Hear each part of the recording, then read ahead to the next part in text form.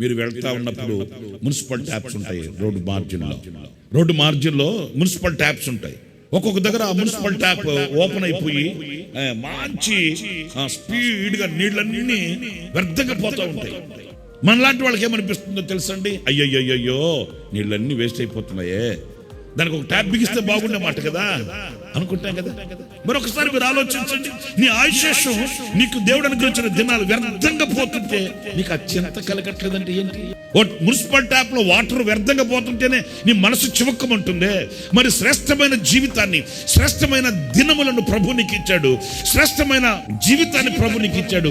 ఆ జీవితాన్ని నీవు గనక ప్రయోజనకరంగా మార్చుకోకపోతే అందులో వ్యర్థమైన వాటిలో నీవు మునిగిపోతుంటే, వ్యర్థంగా నీ దినాల ఆయుష్ తరిగిపోతుంటే, చింత లేకుండా బ్రతకడం అనేది ఎంతవరకు మనకు సబబు అనేది ఈరోజు మనం వివేచించి ఆలోచించాలి. మరణం అనే మంచం మీదకి వెళ్ళేటప్పుడు ఈ దినంలో నేను ఏం సాధించాను అనుకుంటే ప్రశ్నకి సమాధానం ఏంటి? ఈ దినం నేను ఏం చేశాను, ఈరోజు నేను ఎలా ఉపయోగించుకున్నాను, ఏం ప్రయోజనకరమైన వాటిని నేను చేయగలిగాను ప్రశ్న వేసుకుంటే దానికి సమాధానం ఏంటి? ఉదయాన్నే తిన్నాను, మిగలబెట్టుకుని ఫ్రిడ్జ్లో పెట్టుకుని మధ్యాహ్నం తిన్నాను, మళ్ళీ దాన్ని వేడి చేసుకుని రాత్రికి తిన్నాను, అయిపోయింది. ఇదేనా మనిషి జీవితం? దీని కొరకైనా దేవుడు మనం పుట్టించిందే.